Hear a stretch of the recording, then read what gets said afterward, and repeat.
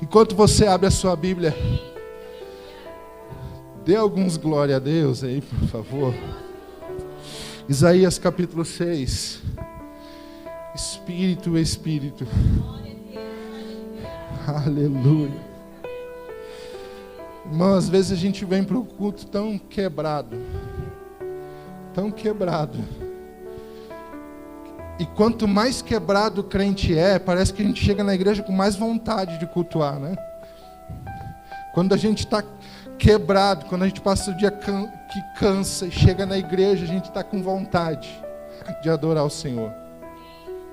E não é que em outros cultos eu não tenho vontade de adorar. Mas hoje, irmão, hoje eu estou desde de manhã esperando chegar o horário desse culto. Oh, glória a Deus, aleluia. Estou desde de manhã esperando chegar o horário desse culto. Não é porque eu vou pregar, mas é porque Jesus está aqui. Jesus está aqui. Aleluia. Esses adolescentes cantaram, meu Deus. Como Deus falou comigo, como o Espírito Santo moveu meu coração. Aleluia. Isaías capítulo 6, versículo 1 em diante. Diz assim: no ano em que morreu o rei Uzias, eu vi também ao Senhor assentado sobre um alto e sublime trono, e o seu séquito enchia o templo. Serafins estavam por cima dele, e cada um tinha 6 asas, e com 2 cobriam os seus rostos, com 2 cobriam os pés, e com 2 voavam. E clamavam uns aos outros, dizendo: Santo, Santo, Santo é o Senhor dos exércitos, toda a terra está cheia da sua glória. E os umbrais das portas se moveram à voz do que clamava, e a casa se encheu de fumaça. Então disse eu: ai de mim, pois estou perdido, porque sou um homem de lábios impuros. Sou um homem de lábios imundos e habito no meio de um povo de impuros lábios. Os meus olhos viram o Rei, o Senhor dos exércitos. Porém, um dos serafins voou para mim, trazendo na sua mão uma brasa viva que tirara do altar com uma tenaz. E com a brasa tocou a minha boca e disse: eis que isto tocou os teus lábios, e a tua iniquidade foi tirada, e expiado o teu pecado. Depois disto, ouvi a voz do Senhor que dizia: a quem enviarei? E quem há de ir por nós? Então disse eu: eis-me aqui, envia-me a mim. Glória a Deus. Até aqui, irmãos. Eis-me aqui, envia-me a mim. Você pode se sentar.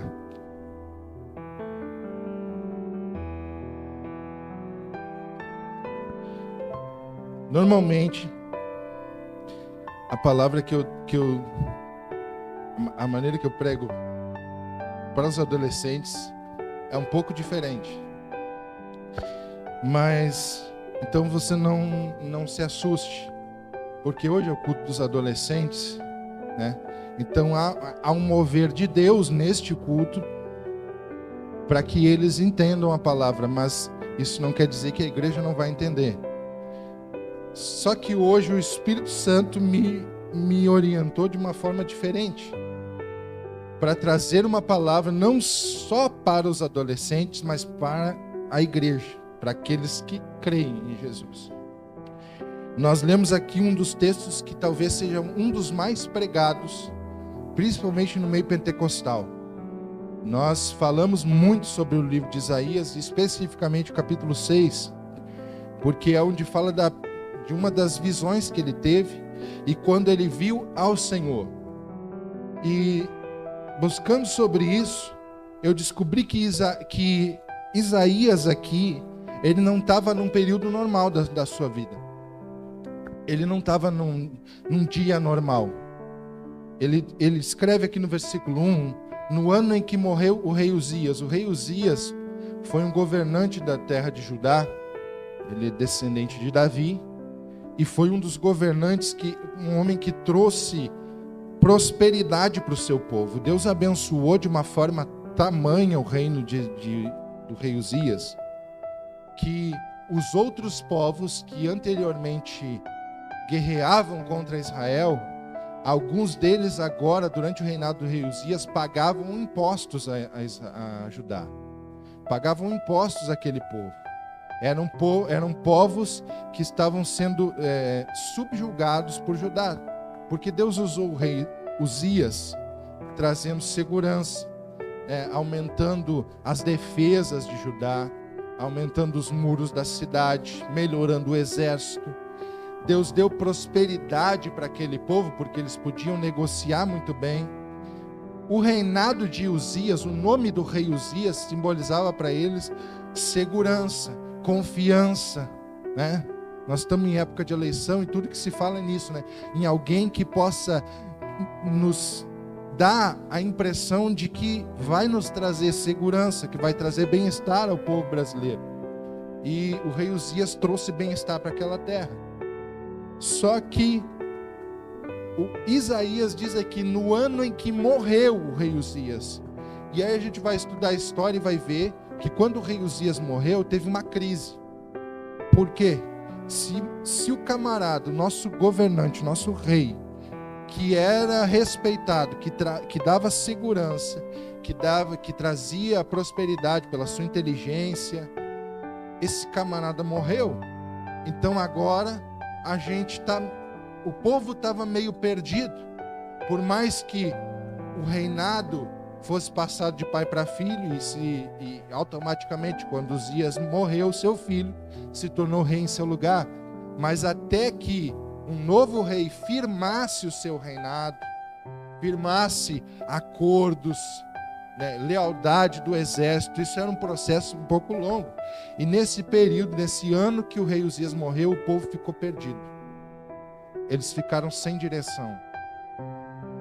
E aí algo que acontece quando nós temos um descuidado, aquele povo tinha deixado entrar na sua vida os costumes, a religiosidade dos outros povos, porque eles viviam ali. Alguns dos outros povos vivem até hoje dentro da terra de Israel, e aquele povo se deixou ser contaminado pelos costumes dos que eram de fora. E aí, no momento que eles ficaram perdidos, eles vão correr para onde? Porque os povos de fora traziam muitos deuses, muitas outras religiões, e o povo ficou sem saber para quem recorrer. Só que interessante que Isaías, no ano que o rei Uzias morreu, no ano de crise, Isaías foi ao templo. Isaías foi no lugar certo. E há uma diferença, irmãos, adolescentes, porque a gente passa por crise como todo mundo passa. A gente passa pelos problemas que todo mundo passa. Só que há uma diferença quando a gente sabe para onde ir quando os problemas acontecem.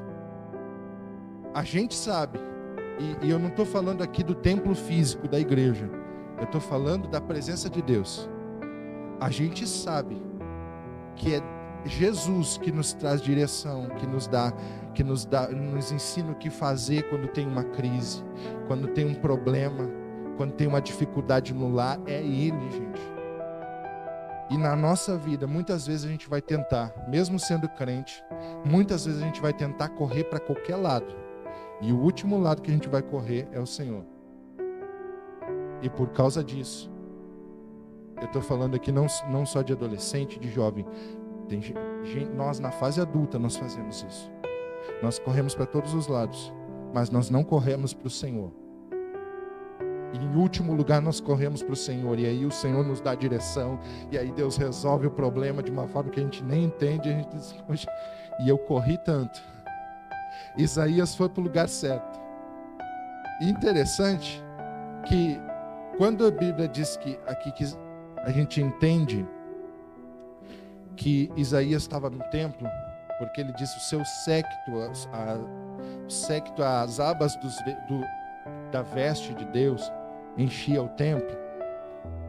Então, o texto nos diz que ele estava no templo. E deixa eu fazer uma pergunta para vocês. No templo de Israel, todo dia tinha gente circulando, né? Você vê isso quando Jesus, lá, quando ele vai ao templo, a Bíblia diz que Jesus pregava no templo, ou seja, tinha um público no templo. A Bíblia diz que Jesus chegou no templo um dia e, né, quebrou a mesa dos cambistas que vendiam. Então, o templo de Israel sempre foi um lugar de circular pessoas, daqueles religiosos que iam no templo todos os dias. Agora, o texto diz que Isaías viu ao Senhor. E a pergunta que eu faço: se Deus está no templo, se Deus está, né, aqui, por que uma ou duas ou três pessoas veem a presença de Deus, têm a presença de Deus, e muita gente passa todo dia, nós vemos, vem na igreja, volta para casa, vem na igreja todo dia, volta para casa, e não se vê a presença de Deus na vida dessa pessoa? O que será, gente?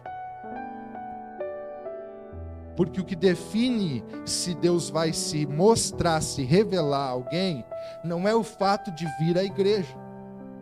É o fato da gente vir, como eu disse no início do culto, com objetivo, com vontade de falar com Ele. Isaías, talvez na vida dele, ele já tinha ido um monte de vezes no templo. Só que naquele dia, ele foi porque ele tinha uma necessidade. Porque o rei Uzias tinha morrido e ele, como profeta, como alguém de referência, ele tinha que dar uma resposta para as pessoas. Então ele foi para buscar a Deus. E quando a gente vem para buscar a Deus, Deus se revela. Quando a gente vem para buscar ao Senhor, o Senhor se revela. Quando a gente vem por religiosidade, aí a gente tem um monte de revelação, né? Revela a roupa do irmão, desculpa ser direto aqui, mas revela o que o irmão está fazendo, revela o erro do músico, revela a luminosidade da igreja que não tá do jeito que eu gosto. Quando a gente vem sem o objetivo de buscar ao Senhor, a gente vê tudo, menos a Deus. E eu estou falando por mim mesmo, irmãos. Eu me boto nesse contexto. Porque muitas vezes eu vim para a igreja para ver qualquer coisa. Vim para a igreja porque tinha obrigação, porque tocava, porque era obrigado a tocar. E aí quando a gente vem por obrigação, a gente começa a ver um monte de coisa. Aí um dia Deus me levou a um período da minha vida que eu estava trabalhando todas as noites e eu ficava quase que 2 meses sem ir à igreja. Só que antes eu olhava, o irmão fulano que vai pregar hoje. Irmão fulano não dá. Confesso, irmãos, que às vezes a gente olhava na escala, né? Hoje não dá. Aí um dia, depois desse período que eu ia conseguir em um culto de 2 em 2 meses, aí a gente, depois de 2 meses sem ir na igreja, a gente chegou assim com aquela sede, com aquela vontade. Eu nem tinha visto escala, nem tinha escala naquele dia, e a gente chegou com vontade de adorar a Deus. Irmão, subia as irmãs na outra igreja que eu congregava, aí subia as irmãzinhas para cantar o hino da harpa, cantava desafinado, e nós chorava no banco. E a gente chorava. Aí subiu para pregar justamente aquele pastor que eu não gostava de ver ele pregar. E o homem pregou, irmão, e Deus falou comigo e eu chorava. Porque quando tu vem com vontade de adorar Deus, Ele fala contigo. Pode não ser pode o pregador errar em alguma coisa, pode o cantor errar em alguma coisa, mas em algum momento do culto Deus vai falar contigo. E eu quero dizer para vocês aqui, adolescentes, quando vocês vierem à casa de Deus, venham com vontade de servir ao Senhor como vocês vieram aqui hoje, como vocês estão aqui hoje, porque Deus sempre tem algo para falar conosco. Deus sempre tem algo para nos mostrar. Vou ser rápido aqui. Isaías viu ao Senhor assentado sobre um alto e sublime trono. Lembra que eu falei que Judá estava em crise? Estava num momento que todo mundo estava perdido. Quando Isaías viu a Deus assentado sobre um alto e sublime trono, Deus estava mostrando para Isaías: Isaías, há um trono que é muito mais alto, muito maior do que o trono que o rei Uzias ocupava. Há alguém que está acima de qualquer rei, de qualquer principado. E Isaías diz que viu o Senhor assentado num alto e sublime trono, ou seja, Deus está assentado no trono. O trono de Judá estava em crise, mas o trono de Deus está ocupado. Ou seja, Deus sempre tem o controle de todas as coisas. Jonatas, mas então por que eu, como servo de Deus, eu que faço bem às pessoas, está tudo descontrolado? Não, está descontrolado na nossa visão, mas Deus está no controle. A gente é que não consegue entender, mas Ele está no controle. E aí quando você busca Deus no meio da sua crise, você olha para o céu, olha para o trono de Deus e vê que Deus ainda está lá, assentado. Assentado também pode querer dizer que Deus está em descanso, está descansando. Mas está tudo do avesso. Mas para Deus, irmão, Ele não se levanta para fazer alguma coisa. Ele não precisa se levantar para fazer algo em nosso favor. A gente diz, né? Senhor, se levanta em meu favor, né? Se levanta na minha vida. Mas na verdade Deus não precisa se levantar. O fato de Ele estar assentado no trono, Ele está dizendo: tudo está sob o meu controle, fica calmo, fica tranquilo. Judá estava em crise, o povo de Israel estava em crise. Agora, se você olhar para a terra de Israel e olhar para a história de Israel, vamos perguntar, na história, fora da Bíblia, com a Bíblia e fora da Bíblia, quem é que conseguiu derrubar o Israel? Quem é que conseguiu alguma vez tirar Israel da terra dele? É porque Deus estabeleceu. E quando Deus estabelece algo, pode se levantar qualquer outro principado. O que Deus estabeleceu está estabelecido.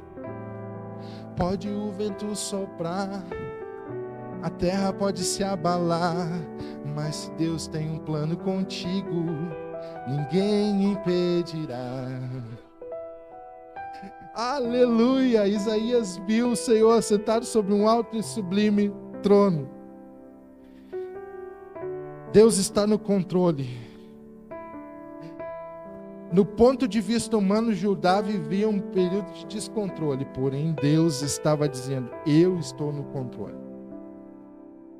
No ponto de vista humano, nós vivemos uma época de descontrole, mas Deus está dizendo: eu estou no controle. Eu estou no controle.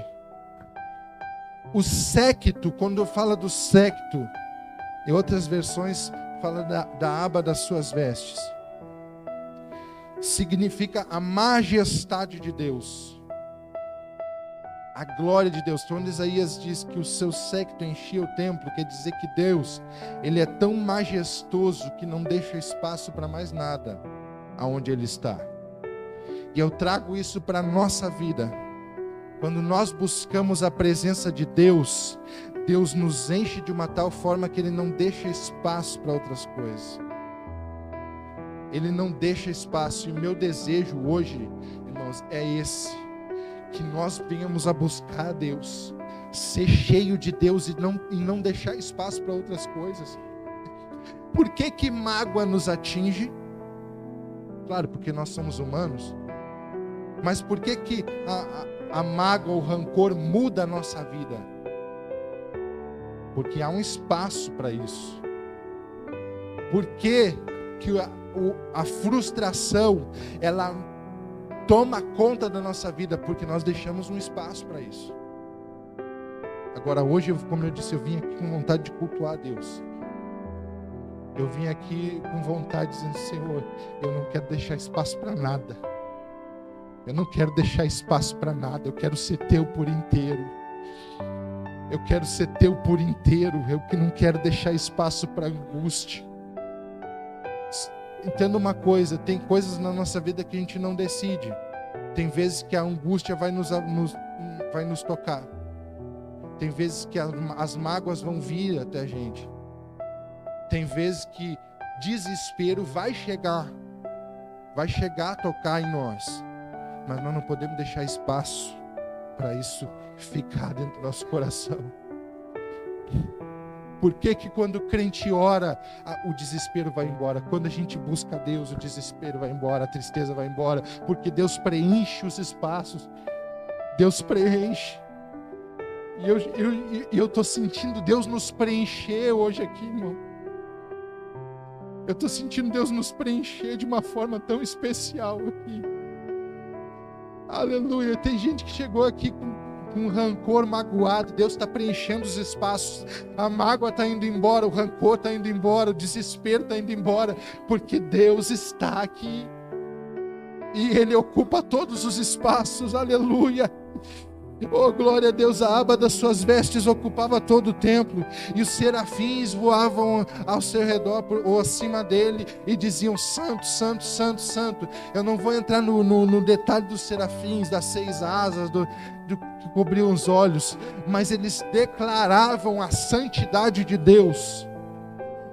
E quando eles declaravam a santidade de Deus, o versículo 4 diz que os umbrais das portas se moveram à voz do que clamava. Deus estava ocupando todos os espaços, sim. Mas a manifestação da glória de Deus vem quando os serafins dizem: santo, santo, santo, santo. Sabe por que nós não temos às vezes Deus não está aqui, Deus não está comigo, Deus não estava no culto hoje? Não, Deus estava, irmão. A gente é que não sentiu a manifestação da glória, porque a manifestação da glória vem pela minha adoração, não pelo que Deus faz. Deus está aqui, Ele se manifesta quando quiser, amém?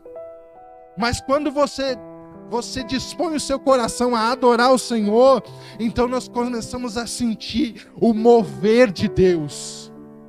Foi isso que Isaías sentiu. Os umbrais das portas se moviam. É como se estivesse, com a voz dos serafins, como se estivesse acontecendo um terremoto. Pum, pum, pum.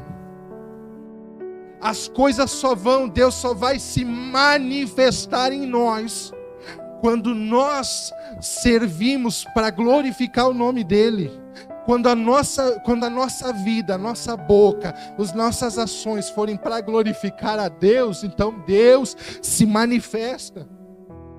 Deus se manifesta, não só na igreja, não é só no culto, mas Deus se manifesta na tua casa. Deus pode se manifestar em qualquer lugar, no meio da rua. Mas nós precisamos estar com o coração disposto a adorar a Deus em tudo. A glória do Senhor encheu o templo. Isaías percebe. Escute uma coisa. Eu já vou terminar. Eu tenho um quezinho, porque eu já sou batizado desde 2000, mas fazer as contas, eu não sou bom de matemática. Mas eu já vi, gente, muitos crentes que chegam porque em algum momento da sua vida viram a glória de Deus, sentiram a presença de Deus. A pessoa acha que é super santo.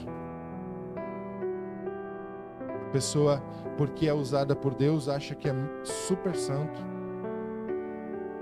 Isso é algo que tenta, quando a gente começa a ser usado por Deus, a gente é tentado nisso, de olhar para as pessoas e julgar. Isaías já era profeta, só que por ser profeta, Deus revelava a ele muitas coisas e muitas vezes os erros do povo. Agora Deus precisa trazer o coração de Isaías de novo para si. E quando ele vê a glória de Deus, ele olha para ele mesmo. E ele vê que ele é um homem pecador. Toda vez que a gente sentir a presença de Deus, se prepare, porque Deus vai revelar os pecados. Não os dos outros, os nossos. Os nossos mesmo. Se alguém disser que sente a presença de Deus e não sente vergonha de si mesmo, não se arrepende dos seus pecados, então me desculpe, mas não é a presença de Deus que você sentiu. Eu não estou dizendo que toda vez que você sente a presença de Deus, você vai te sentir triste. Não é isso. Mas quando nós nos deparamos com a presença de Deus, a gente vê a santidade de Deus. E a gente vê quem a gente é. Sou profeta, mas sou pecador. Sou homem de Deus, mas sou pecador. Sou mulher de Deus, mas tenho um monte de defeito. Jesus, misericórdia, Jesus. E aí a gente começa a ser tratado pelo Senhor, irmãos. Aleluia. A gente começa a ser tratado pelo Senhor, não pela performance que a gente exibe no culto, mas pelo que a gente é. Porque muitas vezes nós montamos uma performance no culto, né? A gente vem para o culto e não é pecado, você se arruma, bota a melhor roupa que tu tem, isso é maravilhoso. Mas às vezes Deus precisa tratar na nossa alma, porque tu tá bonito, mas lá na tua alma tu tem algo, tem coisas a serem tratadas e Deus precisa nos tratar.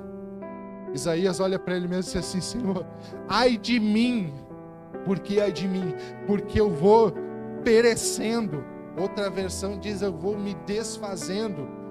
Ele sentiu como se ele estivesse se decompondo, porque Deus é santo e eu, sendo pecador, vi ao Rei, o Senhor dos Exércitos.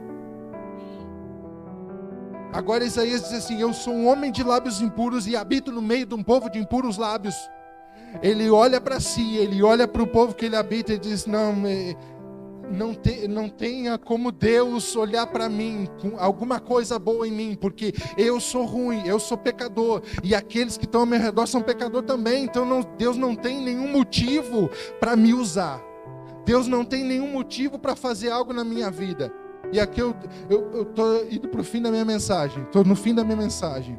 Segura mais 2 minutinhos.